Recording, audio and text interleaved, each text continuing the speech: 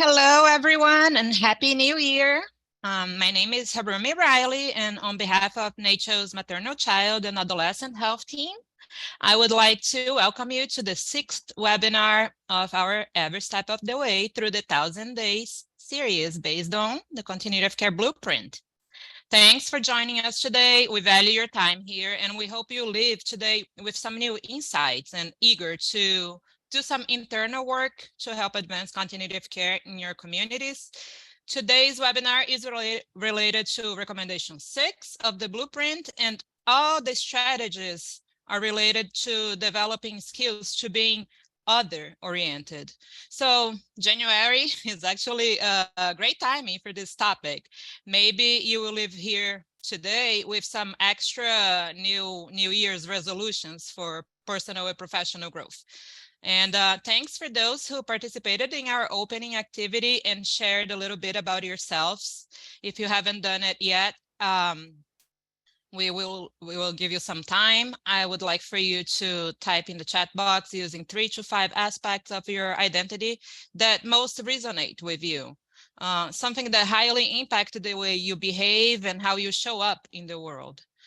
Many of us just don't realize how many social identities we possess and the intersectionalities, how they interplay with each other, and also the impact they have on how we view the world and the world view us.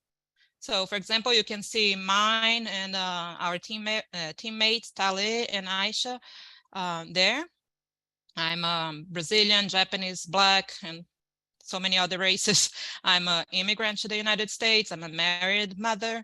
I'm Christian. I'm in a mid to high dual income household, public health, and a maternal child nutrition professional. So I'll give you a minute to finish introducing yourself. Thank you so much. I see so many new people, and it's great to learn about you a little.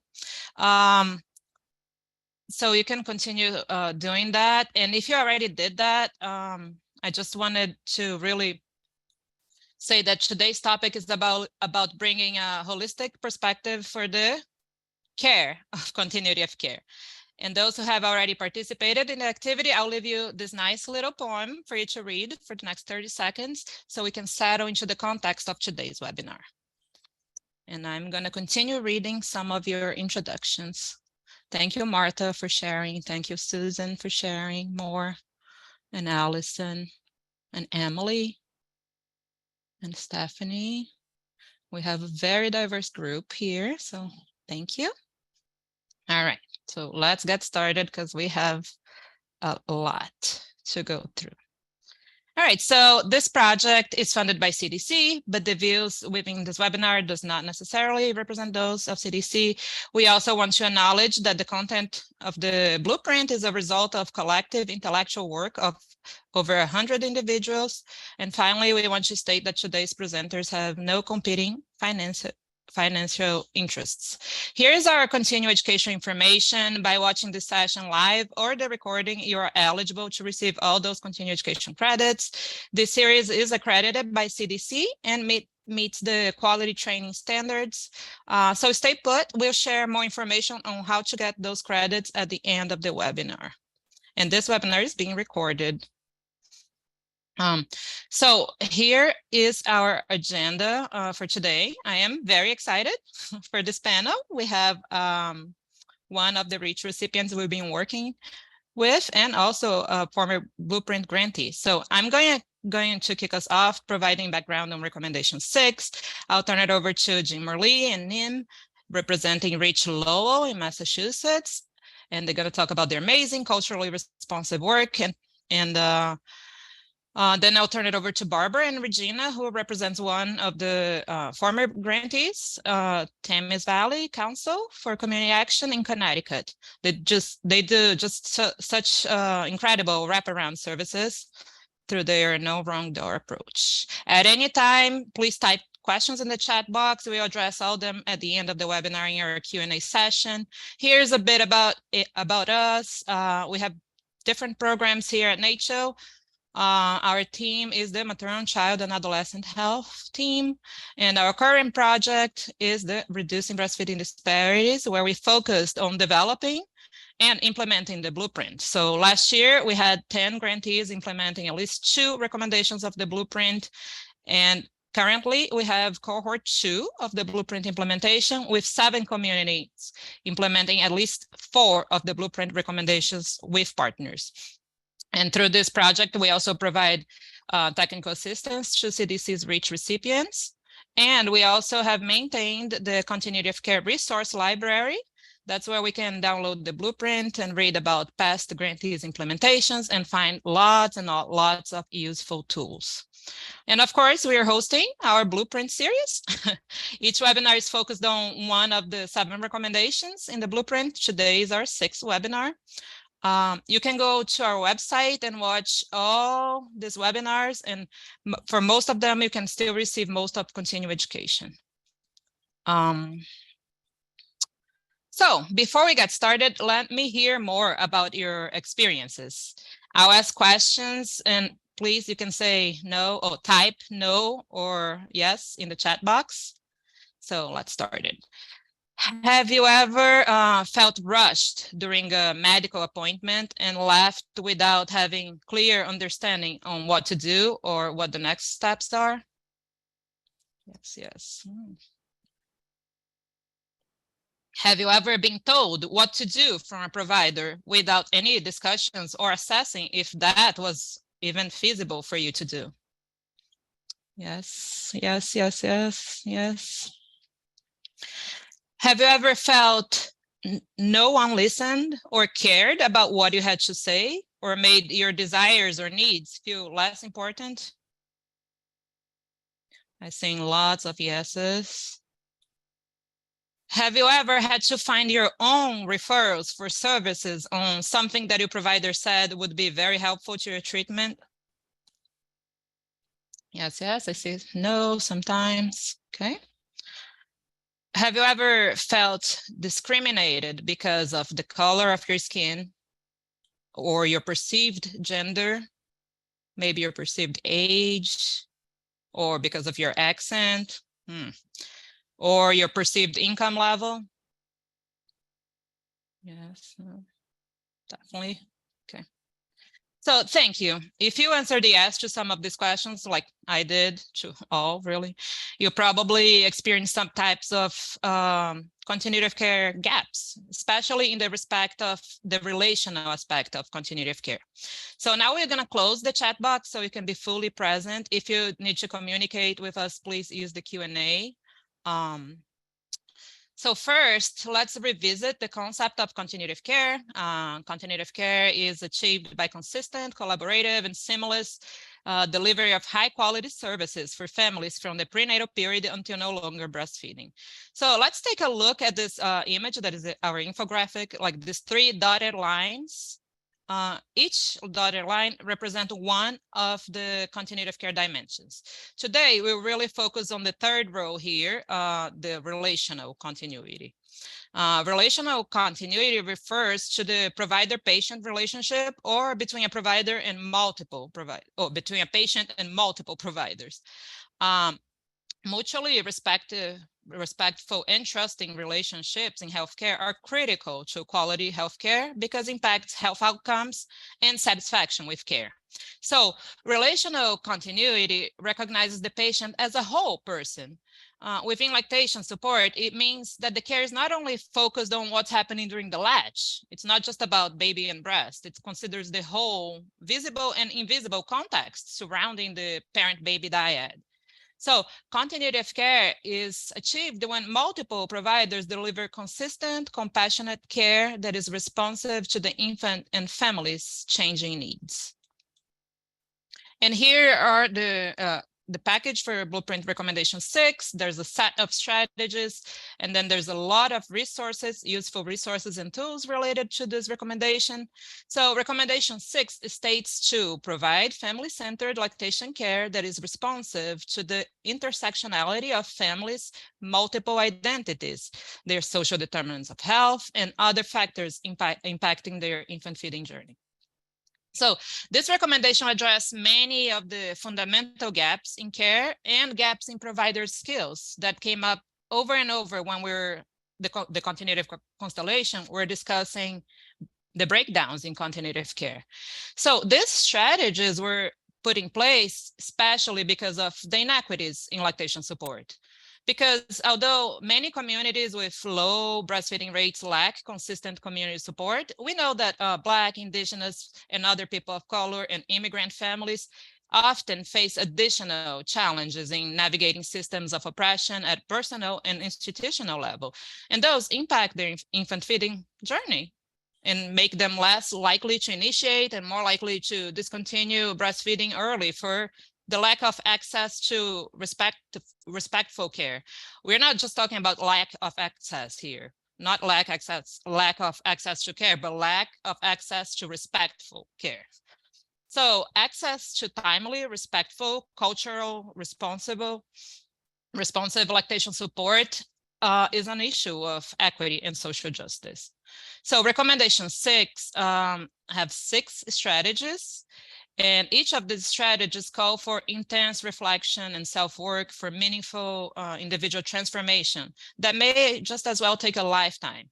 So each of these strategies could be its own webinar series or a standalone course. So for today's purpose, we will just really breeze through them and point you to a lot of resources that you can dive deep at your own pace. The blueprint, like I said, there's so many resources already. And then we have the library that we just added about 40 new resources on this recommendation. So strategy 1 is about utilizing cultural humility approach and motivational interviewing techniques to learn about families' culture values and to also fix this provider-client power imbalances. 6.2 refers to understanding and recognizing own implicit bias to avoid prejudice and stereotyping. 6.3 to include and engage individuals within the family support system in lactation care. 6.4 is to incorporate a shared decision-making tool to help inform a plan for lactation care, like similar to a birth plan, honoring families' preferences and values. 6.5 is to integrate universal screening for social determinants of health and collaborate with community partners to address those. 6.6 is to increase access to congruent lactation care that matches families' needs and preferences, while also creating financially compensated opportunities for lactation providers that are routinely underrepresented to lead programs, deliver trainings, and other career advancement opportunities. So now we're going to do a poll, a quick poll. Think about your favorite provider. That could be your favorite doctor, your favorite OBGYN, pediatrician, nurse, lactation consultant. What characteristics matter most about her or him or they?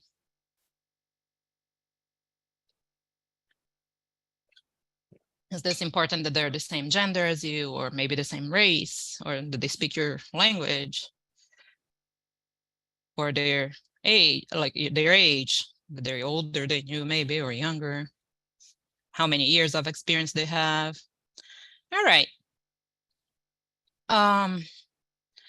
So it looks like that the most important skill in a provider is that they listen and express interest on you, on what you have to say. Thank you. Thank you for doing that. So let's talk about culture humility here. Culture humility is an ongoing journey. It's not like a skill that you will master and then be expert on.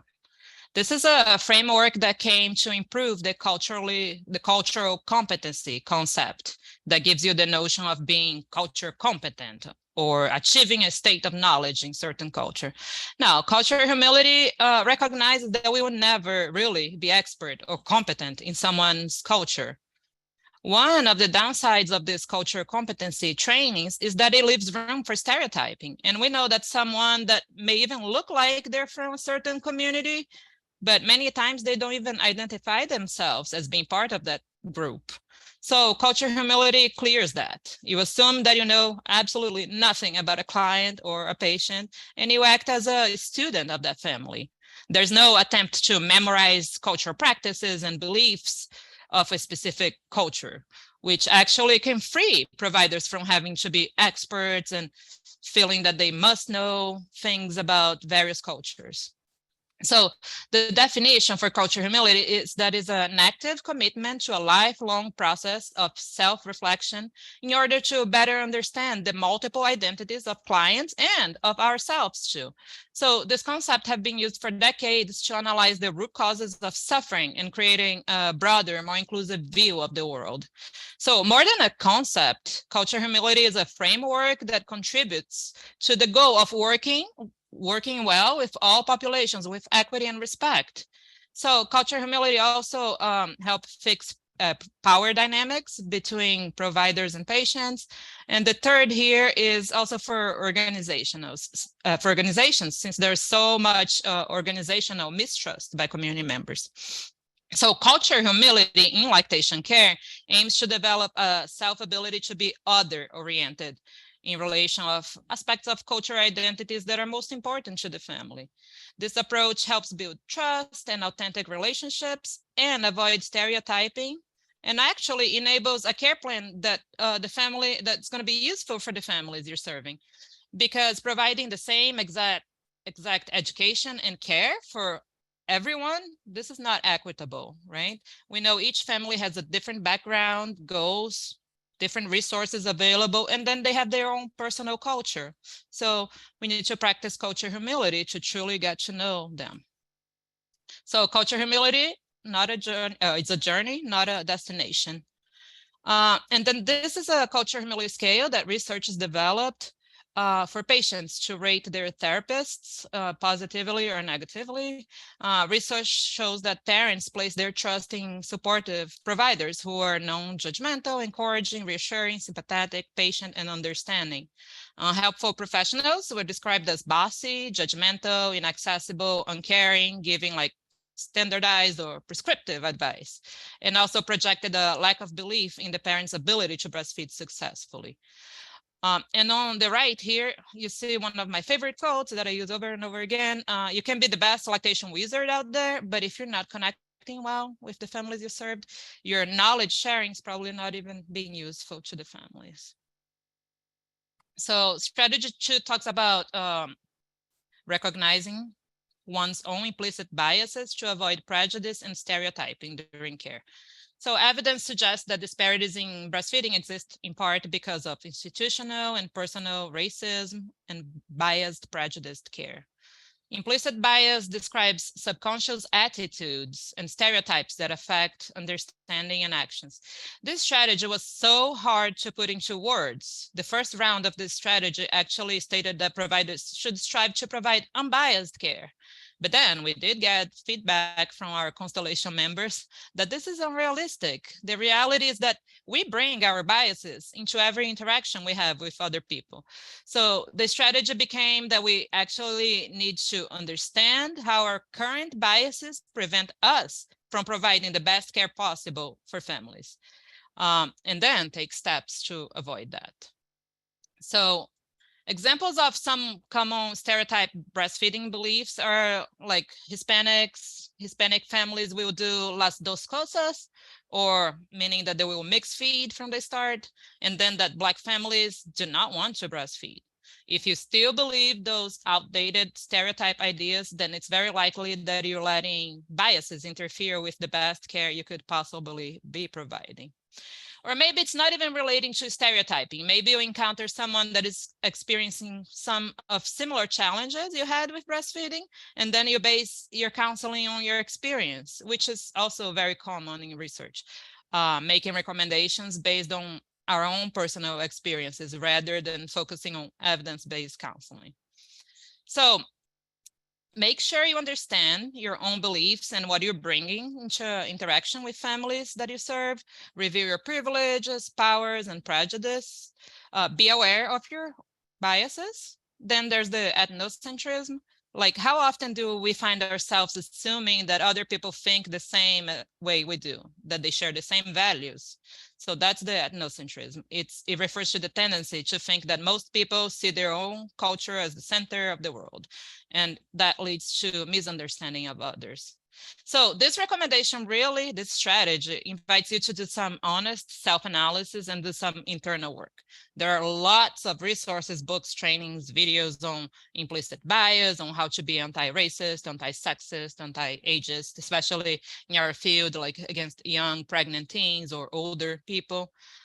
There's so much diversity, equity, inclusion, belonging, the DEI trainings, plenty out there. But really, each of us really need to be willing to first recognize that we need to improve and be willing to do this heavy work in order to provide true relational continuity of care to families.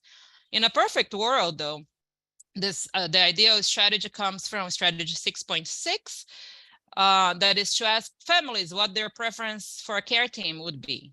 And if your community has this diverse lactation support resources that match families' needs and wants, then by all means, make sure to effectively refer them out through warm handoffs and move out of the way. But to do that, you first really need to build relationships with a diverse range of providers that are different than you.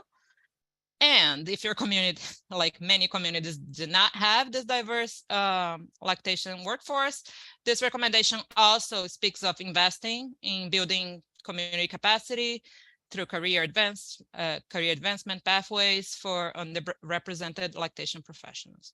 In our last webinar about training, we shared different culturally responsive resources and trainings and cultural coalitions. So that would be a great place to start. 6.3 here states to engage other individuals within the family support systems like partners, grandparents. Family-centered care is grounded in mutually beneficial partnerships among healthcare professionals and families. This collaboration assumes that care is responsive to the priorities and values of families. In family-centered lactation care, the birthing person defines who their family is. This perspective is based on the recognition that families are essential allies for healthcare quality and safety.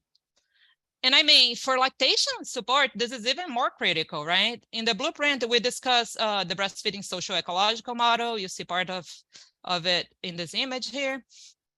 But the first couple spheres close to the mother and baby represent stakeholders that highly influence the child's breastfeeding journey. So the closest ones are the social support for the dyad. So family members, friends, partners. So lactation education focusing only on the birthing parent leads to continuity of care communication breakdowns, leaving out important family members that have a direct influence on the parent's feeding decisions and actions. Here's a highlight of one of our former grantees, Queen City Cocoa Beans, partnering with Rich Rail. They truly understand the critical role fathers play in supporting child's breastfeeding, so they develop mentoring programs for fathers that are delivered by other fathers. So they piloted their program last year with 2 groups of parents, got great feedback. This is kind of a male peer counselor for new dads. One thing that I really liked, it's really exciting, is how they co-created and personalized their educational curriculum to appeal for other fathers in their community that they know for a fact that they enjoy football. So check out this curriculum, the football related titles, themes there, first quarter, commercial break, coaches, tackles, quarterbacks, offense, defense, culminating on Super Bowl, of course. So very neat, huh? If you want to read more about their stories, you can go to our website. So 6.4 strategy is to incorporate a shared decision-making tool to help inform a plan for lactation care, similar to a birth plan that honors families' preferences and values. So this strategy builds on everything that we've been talking to this point, but it's all about supporting informed decisions for the families. And that decision, despite if aligns with what we think it's best for them, right? So shared decision-making is a form of non-directive counseling where the provider and patient come together as experts in clinical evidence and lived experience, respectively, and help families navigating difficult infant feeding choices in a non-judgmental way. So this shifts from a conversation from giving patient education to exchanging information to help families reach their goals. So providers help family navigate evidence-based recommendations, their personal goals, potential complex feeding issues, and clarify the value families place on different options to feed and care for their infant and young child. So the ideal outcome is a shared decision-making, is a informed parental decision that is consistent with their preferences and values and is respected and supported by all professionals caring for their family. So currently we have one of our grantees, the Sauk County Health Department in Wisconsin. They are working on this developing and piloting a standardized lactation care plan with their families, and the plan utilizes motivational interviewing principles. So they're going to train their home visiting nurses on advanced motivational interviewing skills so they can truly co-develop a plan that honors families' values, goals, and preferences. And finally, here, the last strategy is to integrate universal screening for social determinants of health that may impact infant feeding practices and collaborate with those partners who can address social needs through referrals to appropriate services. So social determinants of health are pretty much the wider set of forces and systems shaping the conditions of daily life. And babies' rapid development makes them even more sensitive to their socioeconomic and physical environments. So these early experiences lay the foundation for learning, relationship, and health later in life. This image here is from the State of Babies report, and it details how economic stability, access to education, community context, and built environment impact babies, even during the pregnancy. So the impact of structural racism has been integrated into every discussion of social determinants of health. So those together make the major root causes for health inequities and obviously affect infant feeding too. So this strategy really calls for the lactation workforce to address social determinants of health. Those providing lactation support that do not consider social determinants of health impact on infant feeding are falling short on providing equitable care. We understand it's not within our own power alone to solve housing and hunger of families that we serve. After all, our specialty is really troubleshoot lactation problems, right? But it is sure within our sphere of power to be the bridge that connects families to what they need and to partner with agencies that can actually address those needs. So this strategy is mainly about understanding family needs so we can connect to the right agencies that can indeed address those complex social needs. Currently, there's a siloing of social determinants of health from clinical care. There's momentum building for that bridge, but a screening for social determinants of health helps inform adjustments in services and referrals that better meet the individual needs, right? So we know that a family unit have diverse and changing needs of support throughout the first 1,000 days, right? And not one single entity is able to meet the needs of a family. And that's why multi-sector partnerships with other organizations in the community are critical because they enable leveraging resources, skills, policies, systems to expand service capacity and allows for integration and co-location of lactation support into other programs that families are already attending. So to provide like a one-stop shop for families. And everyone in public health is having these discussions. Most funding streams now are focused on strengthening multi-sector partnerships that can effectively address these larger issues.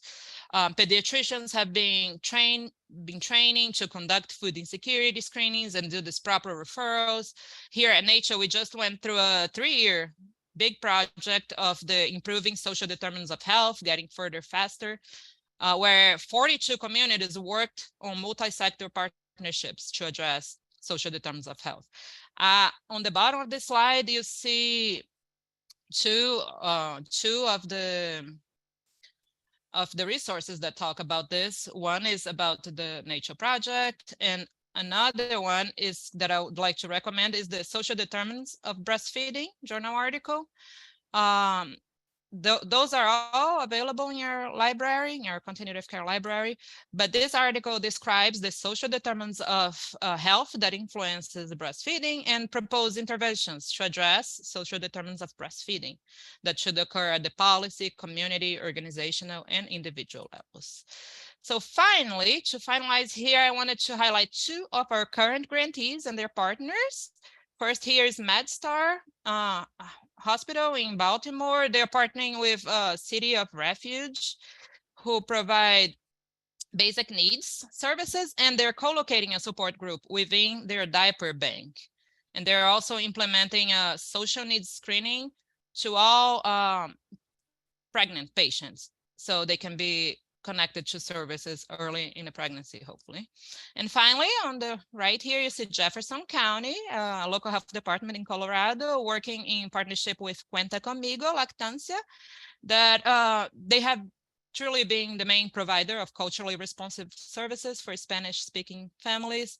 And they also provide lots of trainings in Spanish for the many family-friend neighbor childcare providers. And through their partnership with Edgewater Collective, they're in this organizational incubator model to build capacity and infrastructure and develop Cuenta Conmigo into a successful independent organization. So they're really paving the way for their Spanish-speaking lactation support providers to support their career advancements. I can't wait to see the results of those, but that's only gonna come in July.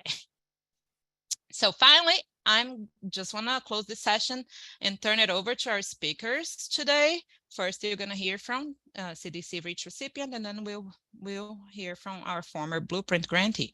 So I would like to welcome Jim Merlee, who serves as REACH Lowell Program Director, and Nim, who serves as their community health worker. Jim Merlee and Nim. Thank you, Harumi, and thank you, NACCHO, for allowing us to share a little bit about our program. So today we'll talk a little bit about culturally tailored systems level approaches. And as Harumi shared, my name is Jean Merlee. I'm the Relational Program Director, and I'm here with Niem, if she can come off mute. Hi, good morning or afternoon, everyone. Niem Negret, Community Health Worker. So today we'll talk a little bit about Lowell and what the makeup of Lowell is, an overview of our health center.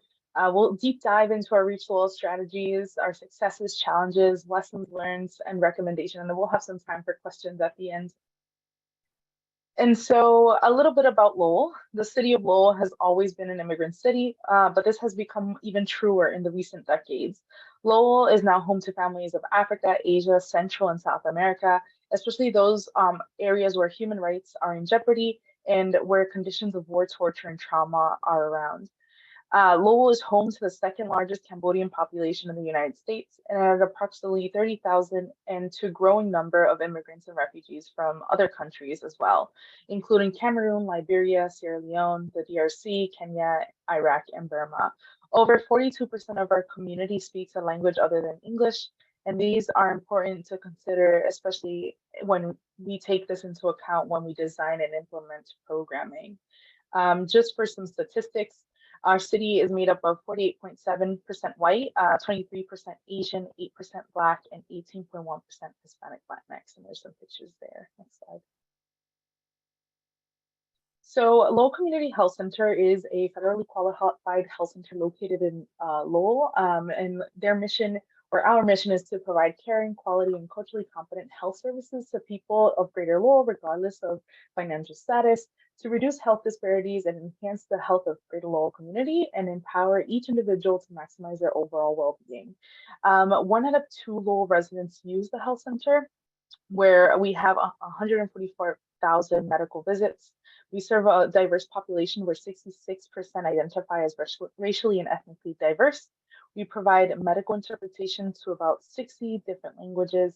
And the organization itself has been committed to social justice and racial equity in all programs and processes. The organization unanimously passed a board resolution in June declaring that racism is a public health crisis.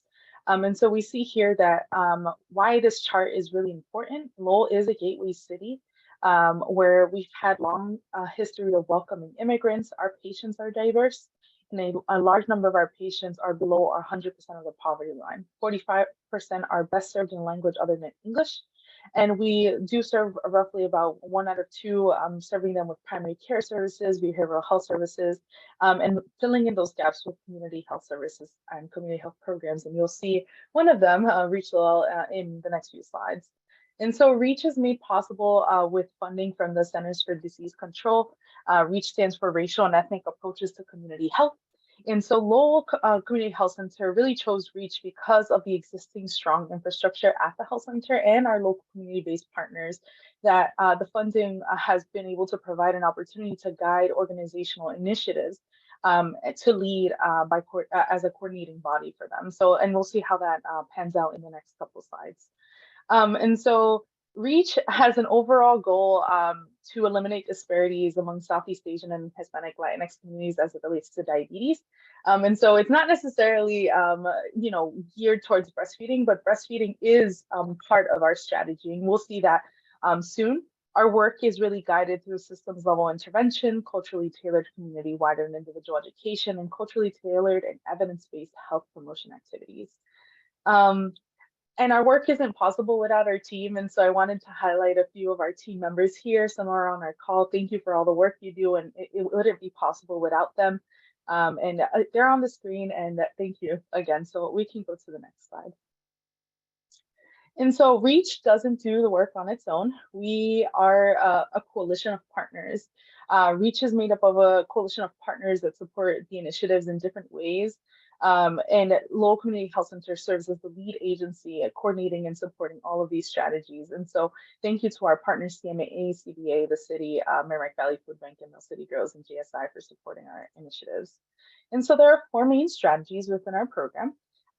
Nutrition is one of our main strategies, with a strategy focused on food systems, how people access healthy foods, healthy nutrition standards, how people pick foods, and breastfeeding, really starting at the beginning stages of life and ensuring that the best quality food is available.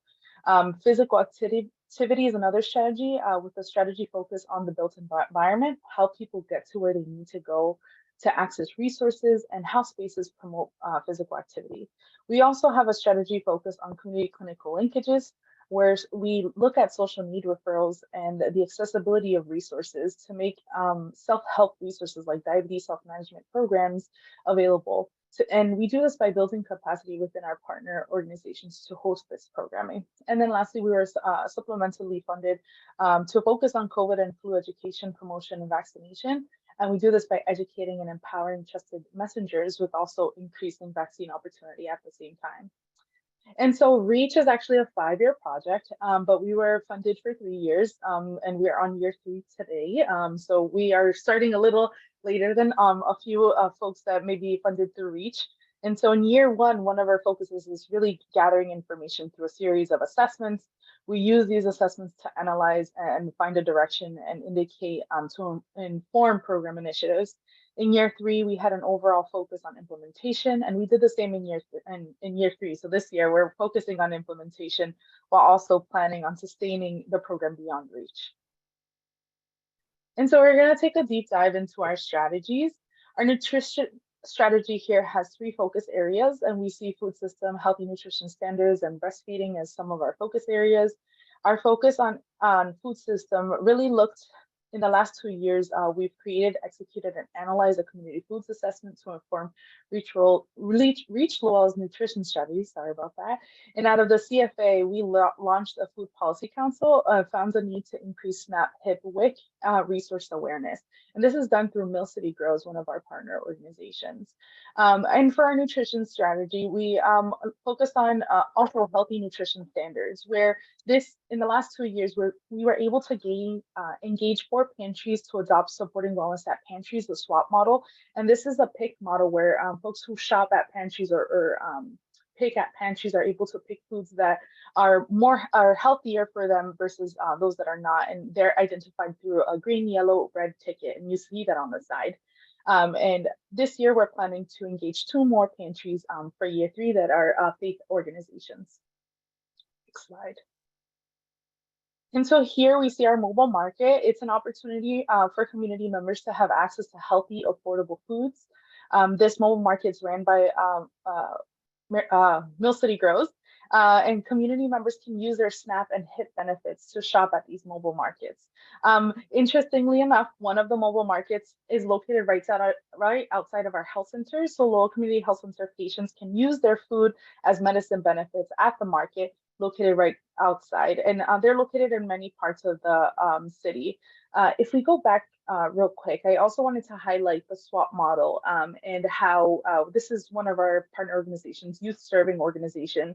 And this is our kickoff to the SWAP model. They get these huge frames and the tickets, and we deliver that to them. And I'm going to actually pass it over to Niam for this slide.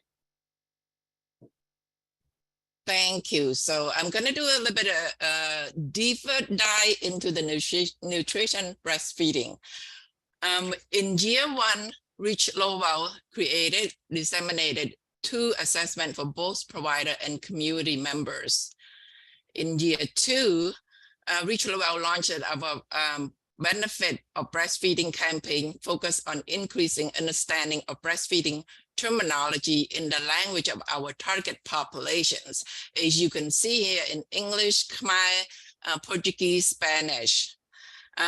This allows community members to become familiar with terminology during their patient visit. In addition, we hosted community baby shower to increase opportunity to access community resources. In our year 3, Rich Lowell plans to explore community-led lactation support group and breastfeeding friendly spaces with Greater Lowell Health Alliance, our partners. And here we would like everybody to participate in answering this question. We like to engage your attention, get some feedback from you. Polling question: what do you value when you are promoting chest feeding, breastfeeding, lactations? We will give you a few seconds to answer this question.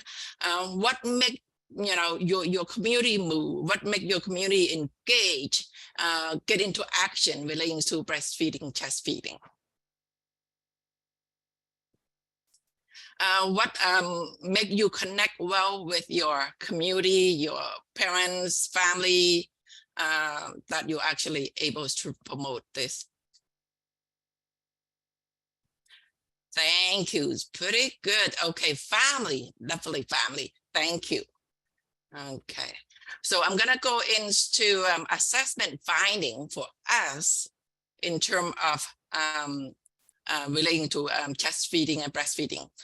When we conducted our assessment, we learned that a lot of our community member needs. We learned that provider value culturally tailored lactation counseling training, access to educational resources, and network of services provider, advocacy, supportive school and workplace. We learned that the community wanted information, family and cultural support, including the whole family. Example, including the elders into the breastfeeding conversation, and then the school and workplace policy. So far, we have been able to address a lot of these needs and wants. We have worked on creating culturally tailored educational material. We did translation of available educational material for new patients. We cultivate a network of providers through our community baby shower planning. And here you can see in this picture, welcome baby. This is where our baby shower, the community baby shower was. In this, it is a resource fair style community baby shower. We provided an opportunity to connect with resources. We strengthen referral relationship with our provider in the community. And to the right, mom who breastfed have less risk for cancer, type 2 diabetes. So this is a billboard that we have in a really busy intersection in downtown Lowell. The billboard reached more than 56,453 every week for 8 weeks. It's part of the Benefit for Breastfeeding campaign. And here is the physical built environment. And for the physical built environment, our strategies focus on the built environment. And in this strategy, all improvement are community informed through a series of environmental scan and community-based assessment that are led by trusted messenger like Ronnie in the picture there in that maroon color, and myself, as well as our other community health workers helping us through all this process. It's an ongoing, consistent engagement from the city to increase community trust and improve, including signage, pavement marking in danger intersection to improve pedestrian safety. In addition, improvements to the park was made in the Margie Court where permanent roof structure was built. This part is something that the residents often play, and this renovation increases interaction with the park and the physical activity for residents. And back to Jinmeli. Awesome. And in order to properly address these chronic conditions, we need to make sure that the systems are in place to provide opportunities for community members to reach the resources that they need in order to address these chronic conditions. So for our community clinical linkages strategy, we have two focus areas: social determinants of health and diabetes self-management trainings. We have currently transitioned from our EMR to integrate Find Help seamlessly. We work to pilot with partner organizations to explore the referral workflow across organizations. And all this work is to improve the intentional resource availability and accessibility in order to address their chronic condition. This also means that ensuring that resource providers are familiar with how social determinants of health can negatively impact a person's chronic condition, especially if they can't focus on things like their medication, but because they're so hungry and they can't find food resources. Next slide. And so ReachLaw is working to increase the availability of educational opportunities that address their chronic conditions, specifically diabetes. We've worked on increasing capacity to deliver diabetes self-management workshops at partner sites who already are serving patients and members to provide an additional resource to them. ReachLaw also supports with the coordination of groups and will do the outreach and patient population recruitment. And these are some of the photos of some of the groups people really enjoyed being together and are really interested in the information. Next slide. And so ReachLaw has had a few key successes. Our historic community-centered approaches has allowed us to be trusted within the community. The years of commitment and constant programming within the community makes Lowell CHC at the perfect position for this programming. Community engagement has also been successful. Communities have informed our programming through engaging in community assessments, but CBOs have also been part of this strategy, where a number of community-based organizations collaborated, were involved with the community baby shower planning and prenatal breastfeeding classes. With community engagement, we've built an intentional partnership through our breastfeeding work, as well as partnerships that have deep ties within our community, like faith organizations or CBOs that are experts working within specific populations, like Cambodian Mutual Assistance Association and Coalition for a Better Acre. Lastly, we ensure that our employees at Lowell CHC have intentional professional development opportunities. When we started Reach, we saw that there was a need to have spaces where BIPOC leaders come together to learn from each other and give space for their health and well-being. We've also been committed to equitable hiring practices, as well as ensuring all new hires receive culturally competent training during their in-person orientation. Next slide. And so these are a few pictures of our community-centered approaches. A lot of it started with our Meta Health Center, which is a culturally competent health center within our health center. It actually was located in a separate office. And then more recently, probably about, I believe it's 10 years, they were integrated within our building, which is very nice to have the Meta Health Center integrated. But here are some photos of our community engagement at some temples. Really prioritizing traditional healing practices like meditation, and really thinking about including, interfaith blessing ceremony so that we can really acknowledge the diverse culture within our community. Next slide. And here we also have this professional development opportunity where we were prioritizing our BIPOC leaders, our Black, Indigenous people of color, with providing spaces so folks can really, prioritize health and well-being. So we did one for a woman of color series, we had an Asian community series, a Latinx community series, and a men of color series. Next slide. Now pass it over to Niam again. Okay, some challenges for us was we experienced was staff turnover. A lot of our partner organizations have staff transition, that some difficulty with retaining subject matter expert, hiring challenges, some challenges with capacity, increase the burnout. We have overcome these challenges with the continued support by the Reach Lowell Coalition as the convener of the subject matter expert, trying to make it easy to have our subject matter expert at the table. And another challenge have been the COVID-19 pandemic caused a shift in organizational priority, challenges with working with vulnerable populations. And we have overcome these challenges in providing programming option, social distance, and virtual program, meeting population where they are comfortable with the spaces, providing education in a variety of ways on social media, through classes, and virtually. Back to Jean Melly. And so we learned that a culturally tailored programming is effective to reach populations. We know that sometimes there's these evidence-based programming that work, but sometimes we have to tailor them a little bit to support the community needs. And sometimes transportation is a barrier, and other things are barriers that prevent people from accessing such resources. We also learned community-driven activities work best. And so we want to make sure that we have the community at the table when planning programming. And these are some of the lessons learned that we'll use for our year 3 programming this year.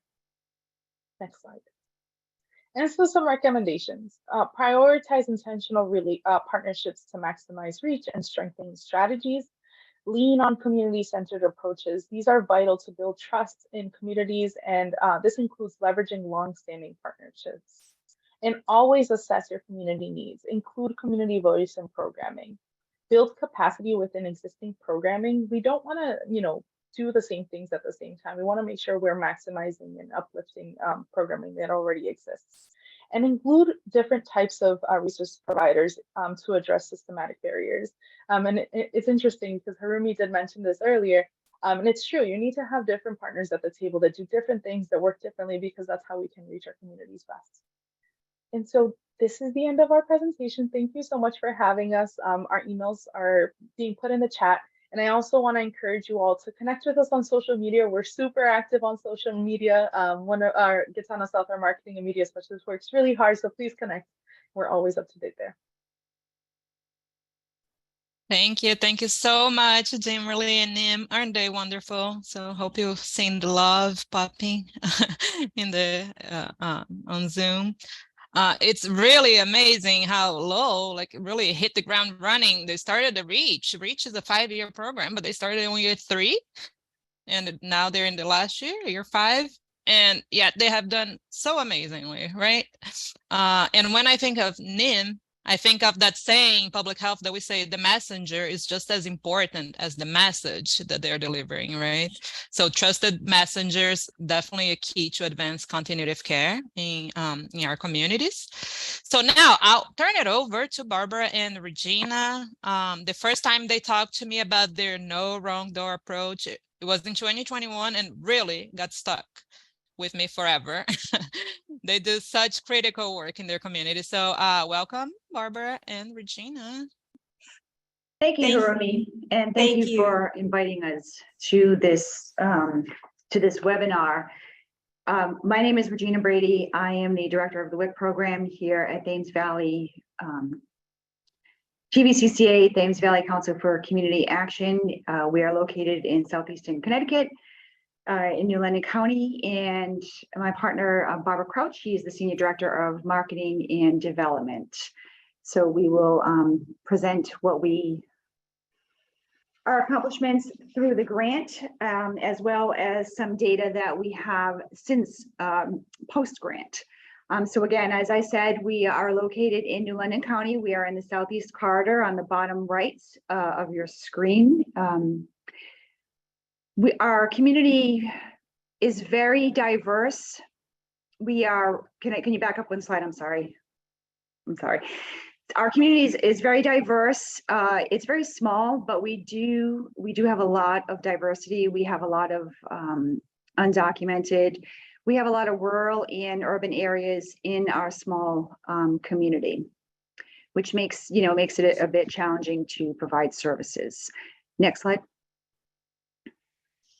So the mission of TVCCA is to provide services and partners with other organizations to address the social determinants of health.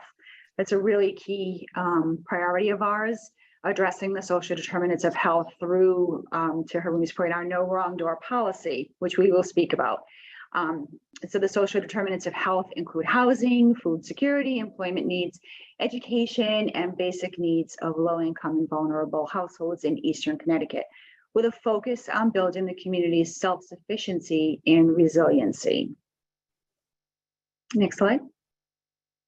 So as part of our continuity of care grant with NACCHO, we focused on our problem, which was breastfeeding and our chest feeding rates in New London County. Surprisingly, we're among the lowest in the state of Connecticut, likely due to our really high diversity, our rural and urban areas. So we have a lot of barriers to transportation. We have a lot of barriers through language, through many of the social determinants of health. Connecticut as a whole does have a very high breastfeeding rate. So for example, I don't have Connecticut numbers, but I have the Connecticut WIC breastfeeding numbers. So I just wanted to disclose that it's the data that I do have right now is through is WIC data, which makes up a good portion of the breastfeeding rates in Connecticut.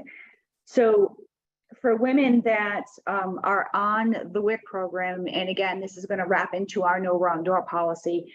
For women that are on the WIC program prior to a delivery, so during their pregnancy, we have a pretty high breastfeeding rate, right around 78 to 79%. Statewide, it's about 74%. So we're actually higher than the state for women that come on. We start to drop a little bit with our duration rates, which is why we really wanted to focus on continuity of care and wraparound services within the chest and breastfeeding community. So what we did with our no wrong door policy within this, within the grant is, Barbara, I'm going to let you speak. Barbara's going to jump into this screen, but I just want to finish my point about the chest and breastfeeding grant. And what we wanted to really focus on with continuity of care is making sure that we had professionals that were out in the community working with our families that were educated in the area of breastfeeding. So whether they were working with family literacy, working with early childhood development, anything, we were able to provide consistent messaging. We're able to provide the same education. So if we can jump back to the wraparound services, and then we can continue with that conversation. Go ahead, Barbara. Thanks, Regina. TVCCA is a community action agency.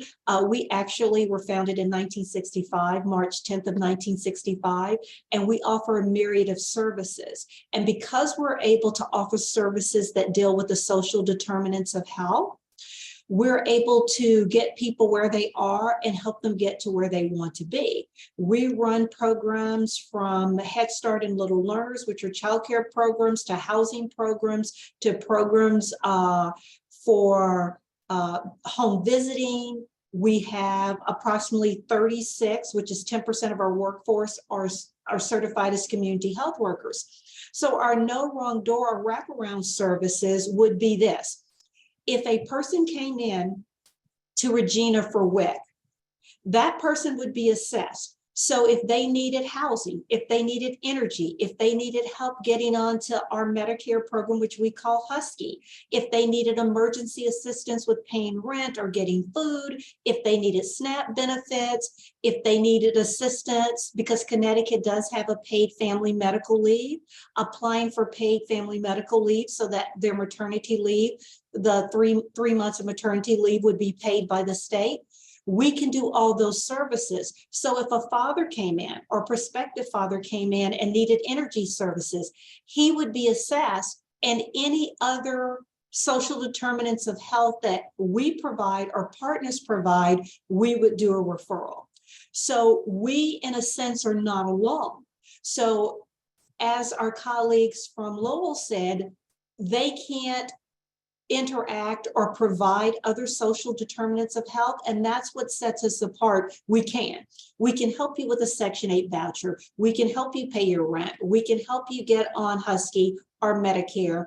We even have funds for people that are undocumented, and Connecticut is one of the few states that undocumented children up until the age of 12 and pregnant women to 1 year postpartum are allowed, even if they're undocumented, to participate in our Medicare program. So those are the types of things that we do that we can provide as wraparound services. So once again, the no wrong door is you may come to us looking for housing, but when you leave, you may have multiple other services that you didn't even know exist, including services for your extended family. We have a very robust seniors program.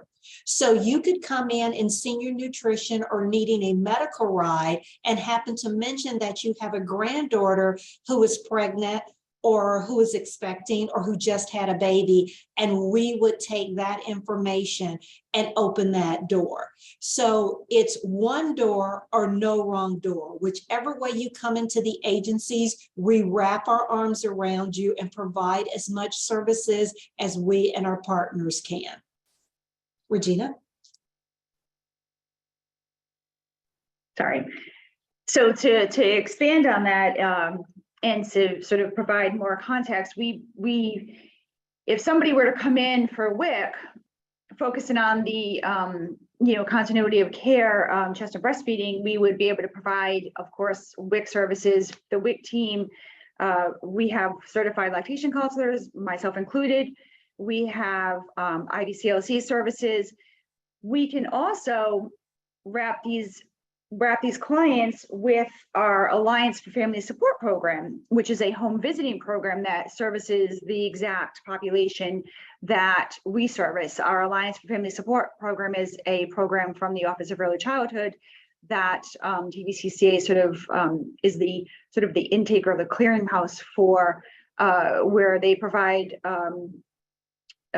individual services, home visiting services specified to the families from the prenatal stages to age 5. So with our grant, we provided certified lactation counselor training to these Alliance for Family Support staff and subcontractors within the community to make sure that, again, there were wraparound services. We had, no wrong door. They walked into, TVCCA, but they're going to receive the same information, the same education, the same messaging wherever they go.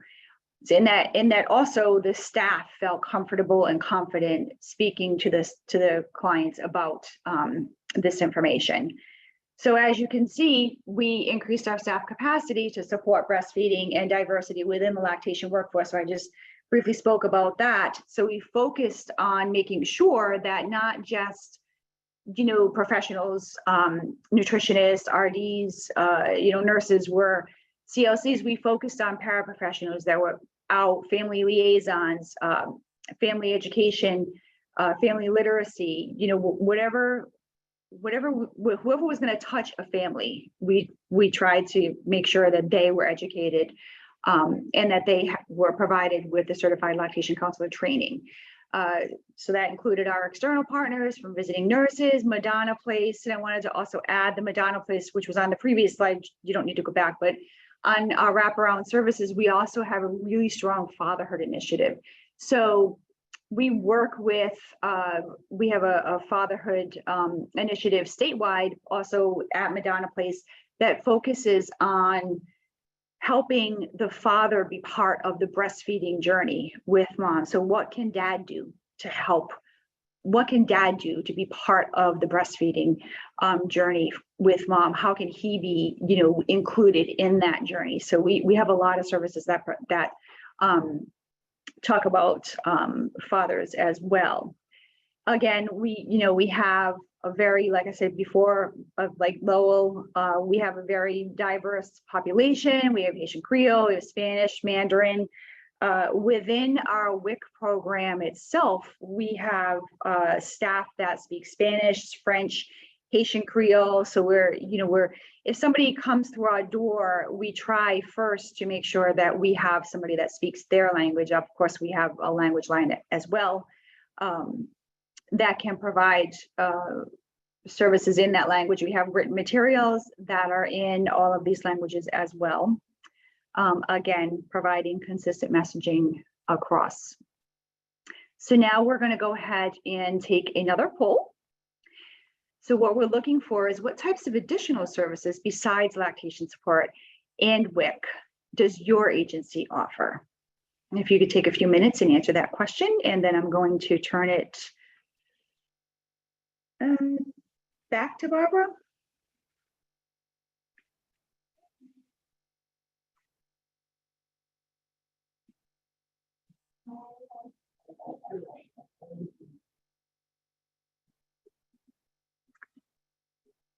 All right, so it looks like there's a lot. So the majority referral to partner services. So again, wraparound services, that's perfect. Case management. Okay, all right. So it looks like a lot of mainly community services. Okay, thank you. Thank you for that information.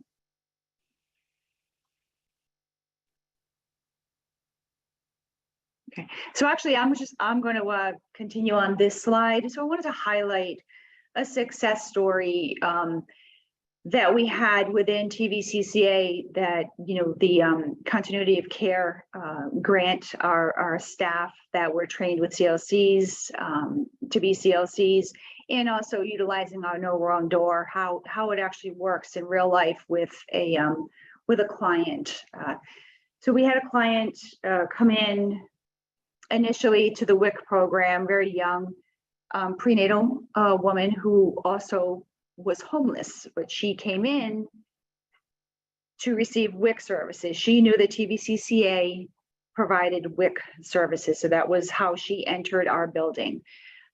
In the conversation, we, doing our assessment, we learned that she also was not in stable housing, was definitely food insecure, was a high needs pregnancy, had some domestic violence issues going on. So we were able to provide her with not only WIC, we provided her with housing. We got her hooked up with our Alliance for Family Support program. So we had home visitors. Home visitors will go out to clients, whether it doesn't matter where they are. They could be in tents, they could be in their car, they could be anywhere. They're going to go to where the client is. So we provided her with housing. We provided her with our Alliance, hooked her up with our Alliance for Family Support. During this whole time, we spoke with her about breastfeeding and about what, educating her about the benefits of breastfeeding, answering her questions. Everybody that she spoke with was providing her with the same messaging. She delivered her baby actually a month early, actually this week. And I'm happy to announce that she is fully breastfeeding.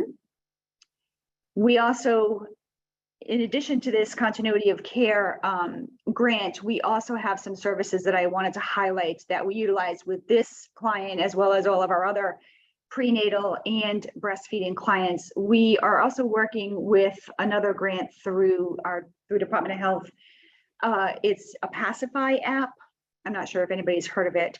It's an app that provides IBCLC and lactation support services basically during non-standard hours. So, you know, when women usually have issues with breastfeeding at 2 o'clock in the morning, or, you know, 9 o'clock on a Friday in the evening, we now have an app that we can provide to our prenatal and breastfeeding women, where they can actually make contact through a video chat with an IBCLC immediately, and it's offered in multiple languages. So we're really proud that we're actually able to provide that service. So we essentially can, you know, it's essentially 24-hour care or 24-hour support for breastfeeding. In addition to that, we have recently reopened our baby cafe. We are the only agency in Connecticut that holds a baby cafe license through Baby Cafe USA. We were very successful with this program prior to the pandemic. Since the pandemic, obviously we had to, we had to cease services. We recently have reopened, and we have already had, we've had moms come, we've had families come that are interested in learning about breastfeeding, you know, prenatal women coming and just wanting to be sort of part of, you know, get themselves engaged in, you know, that type of an environment and that type of social atmosphere. So very happy to announce that. And the TVCCA wraparound services, again, we've spoken at length about that. I'm going to turn it over to Barbara for the next slide.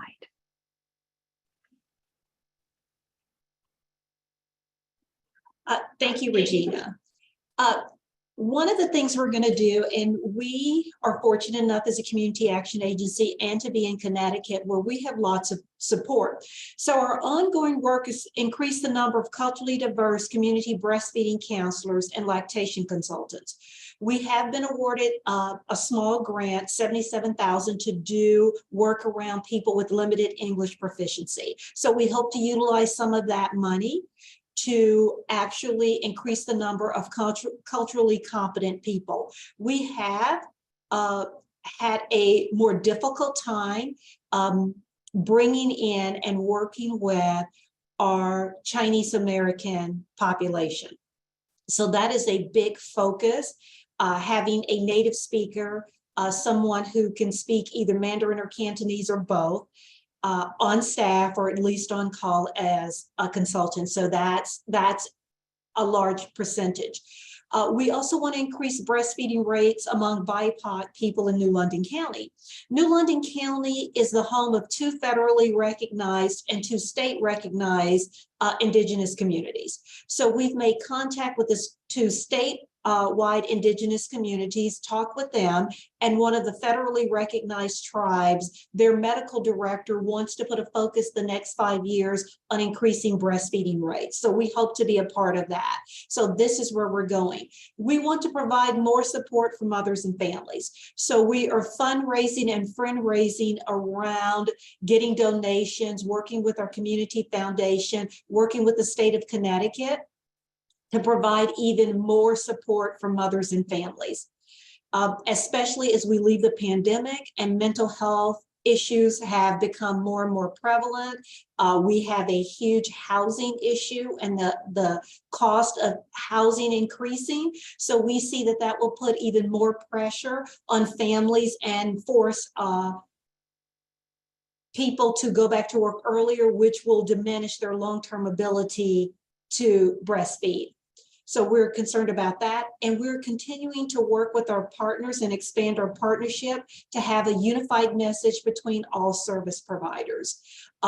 We were fortunate, the county north of us, which is Windham County, we did put in an application to provide WIC services there. And since so many people cross that county line because it's kind of an imaginary line to work or to see medical providers, we think by having a unified message throughout will really help us with that.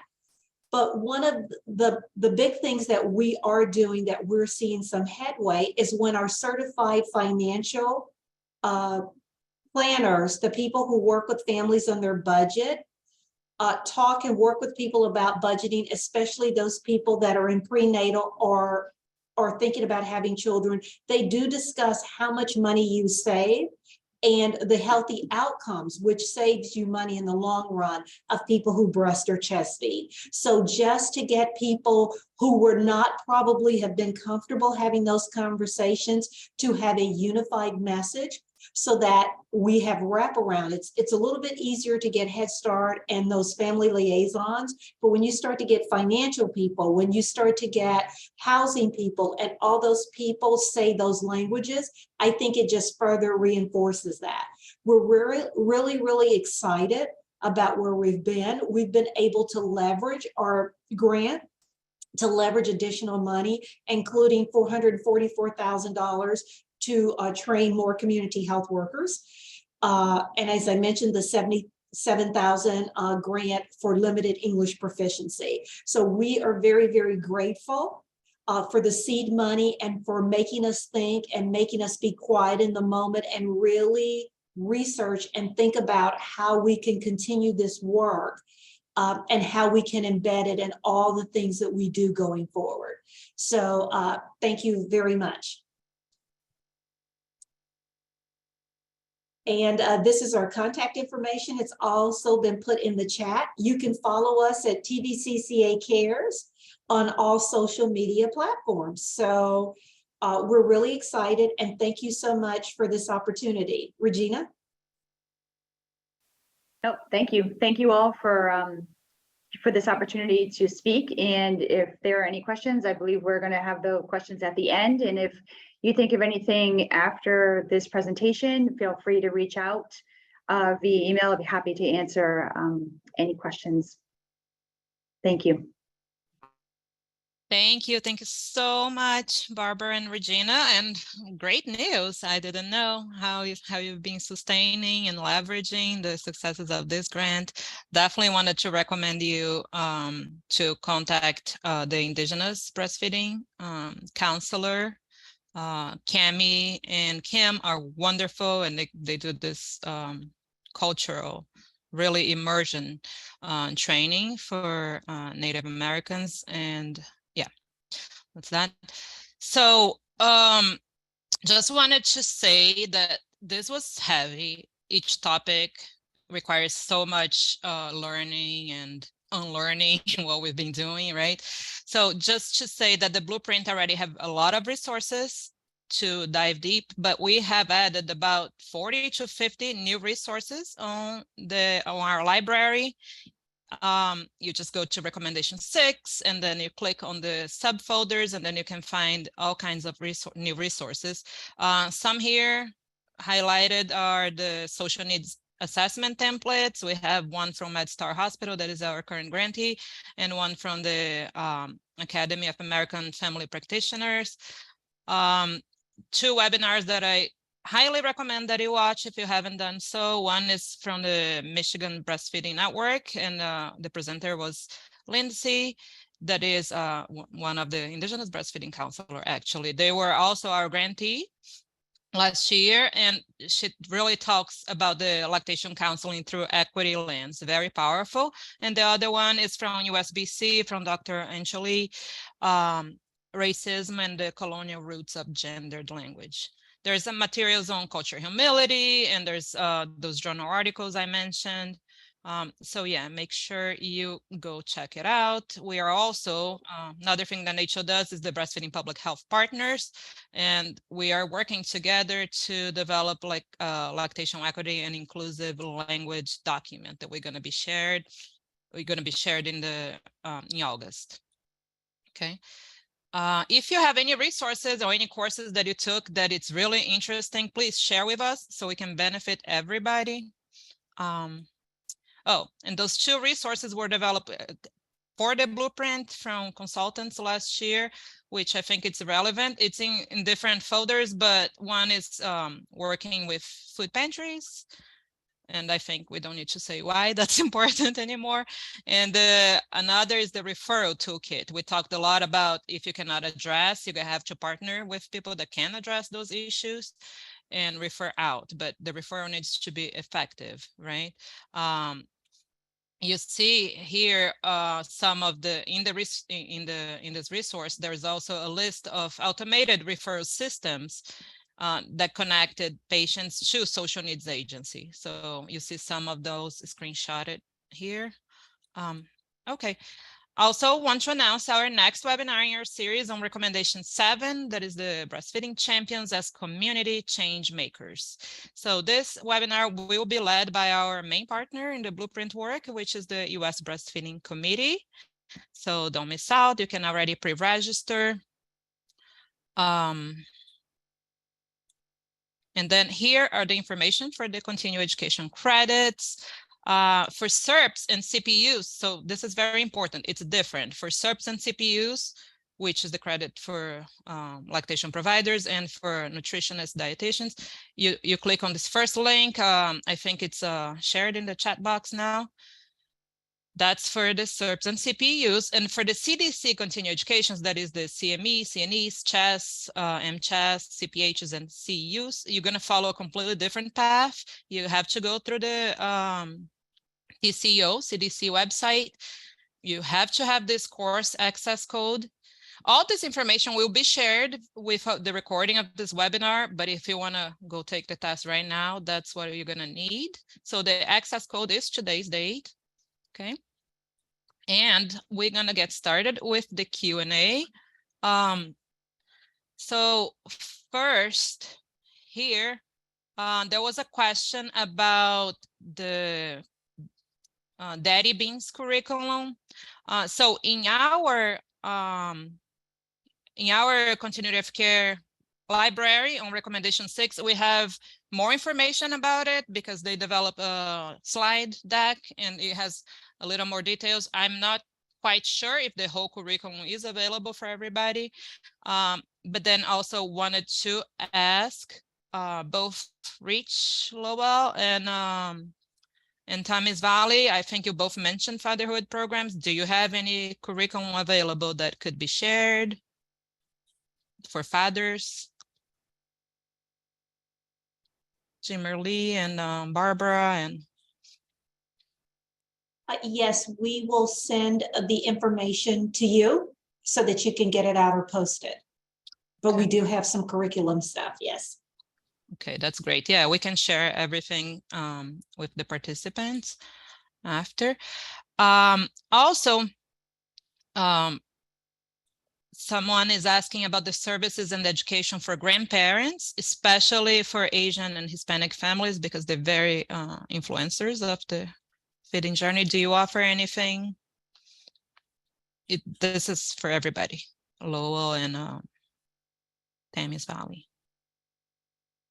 As it relates to Lowell, we don't have any like formal training or any curriculum on that. But I think as it relates to engaging the family, and I think Niam can talk about that a little bit more, but it's more like one-on-one conversations and like personal connections with the family.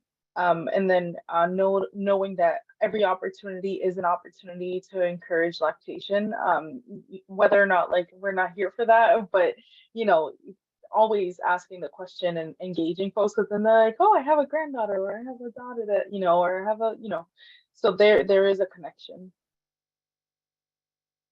What I can add to that is that for us at the Lowell Community Health Center, it is a very qualified health center. So we may not have everything housing in one place, like what you have in Connecticut, but we do partner. So that's why I mentioned earlier that we partner with a lot of social service agency and building that relationship. Example, for our pediatric department here at the Lowell Community Health Center, we actually have VIC office, for the VIC staff that comes to our pediatric and work with the parents here. In terms of for the Asian American, especially with the Cambodian community, Southeast Asian Laos community, as well as the Vietnamese community that are here in the Great Lowell area, we don't have the specific in terms of lactation or breastfeeding, chest feeding specific, but we always work with the parent or grandparent that bring their children to the Lowell Community Health Center. And if they do need VIC nutrition, things like that, then we connect them to the WIC program, as well as other social services program that we work with, such as the community teamwork as well. The only thing we really did, and it wasn't a curriculum, is during the formula shortage, many people came back to us to want to learn how to relactate. So we have an RSVP, which is a senior program, AmeriCorps senior program. So we did poll them and ask them what are some things like fenugreek, other things that they did to increase or to get their milk supply. So we kind of did like a foster grandparent thing with people that had nursed, and most of there's like a gap. So the women over like 75 really had nursed, and then there's a gap between the women that are about 50 to 70 that really did not nurse as much. So we did kind of like a foster grandparent. So we kind of polled them for their knowledge, but as far as a curriculum, we did not. But it was some very interesting ways to increase breast supply, and we did use a medical person to kind of vet them. And like the Guinness beer, it's the brewer's yeast, so don't necessarily have to ingest. It will increase your supply, but you can do brewer's yeast instead. So we did that sort of stuff to engage grandparents, whether they were the biological grandparents or kind of foster grandparents of some of our clients. Okay, thank you. Thank you. Yeah, we did have some grantees too that realized that what Barbara is saying, that it skips the generation, right? The grandmother probably breastfed, and then it skips the parent. So they were really partnering, doing groups for the grandparents and the, especially if it's a teen, or and grouping them together, calling it grandma's teas. And so we have a lot of information on that, but I haven't seen a curriculum per se. We're gonna open the chat box. There's a few more questions that we're gonna address, but I would like to open the chat box, and I want you to tell everybody to tell us one thing that you're walking away with. It could be an action thing that you plan to do, or a thought that you didn't have, now you have. So just let us know one takeaway, okay? So we're gonna open that chat box, and then someone is saying, thank you for the seamless services, especially for the undocumented population. It's so hard to navigate, and there's so much stigma attached. So this is very important. And then the questions that we received here, a lot of those questions is around the Pacify app. What funds you use, and there's cost. I know there's cost. It's a resource that the client has to pay. Yeah, it's all around costs associated with the Pacify app. How do you fund them? And I think that's for Barbara and Regina, right? Because Pacify has been used on WIC a lot.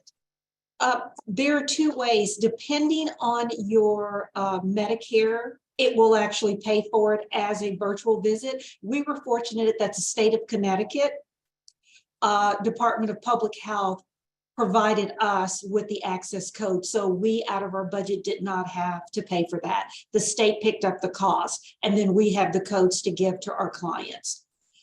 So because we have such low breastfeeding rates, the two counties were given those codes, the other counties, but I know that depending on your state, it is reimbursable as like a televisit.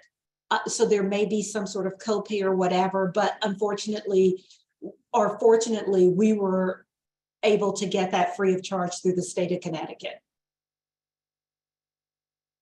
Okay, and then there's a final question here. How have you been successful in employing people who speak the native language of your clients to work as a cultural broker, usually, right? They're having staff issues, but how is that? Is that it seems like Reach employ all kinds of different languages and diversity. And Barbara and Regina, you too. How's that for you? We try to do the traditional. We have not had a problem with Haitian Creole or Spanish speakers. That was easy to employ. But for our Chinese Americans, it was virtually impossible. So we rethought it. So we partnered with the Chinese Baptist church in a town. So we're actually able to get them as part of the church's volunteer and outreach to work with us. So we really had to flip this idea that they were going to come and work for us, because we have 2 casinos here. So in one day with tips, they make twice what we could pay them in a week, but as part of their service to the community. So we had to look at that. So they are willing to say, and they've been great so far about saying, we will cover Thursdays. And that's the day we have now. So there's somebody in both of our offices the entire day, and the church kind of gives us a list. We do this sort of stuff. They're listed as a volunteer.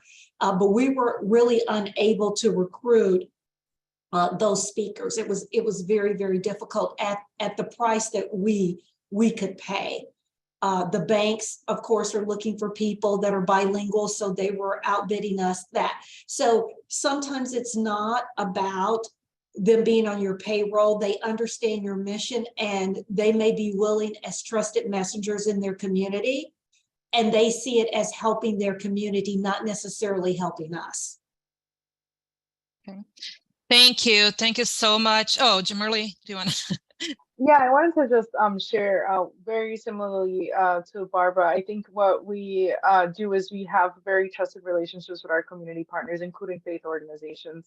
And so what we do is, you know, we make sure we're sharing job descriptions with people there, and we make sure to employ these folks and make sure that they are connected in that way. And then we're very specific on our job descriptions. Like if we're looking for a specific target population or a language, you know, preferred Spanish speaking as one of the things. It has been a challenge sometimes, but it is being specific, making sure you're creating connections, advertising them in many different locations, maybe. And also one thing I want to point out, a lot of people may not have a developed resume and or are not skilled in interviewing, and that should not prevent someone from getting hired. I think that having a one-on-one conversation, regardless of the piece of paper that is in front of them, people have you know, lived experiences that they can definitely share as a community health worker or as you know, a specialist in a specific case, because their lived experience is valid. So that's all I have to do. Wow, amazing, amazing. Love this, Jamerly. All right, we are 2 minutes over, so we're gonna close this webinar. We're gonna, I'm gonna leave the chat box open if you still have any, the main takeaways, you can still type in the chat box. Thank you so much for this amazing ladies. I learned so much with you every day. So thank you. And thank you everyone for sticking to the end. I know it's a long webinar and right in the beginning of the year. So thank you. Continue connecting with us via our breastfeeding at NACCHO.org and websites and everything. Thank you so much. We really value your time here. Have a great rest of the day and a great rest of your 2023. Bye.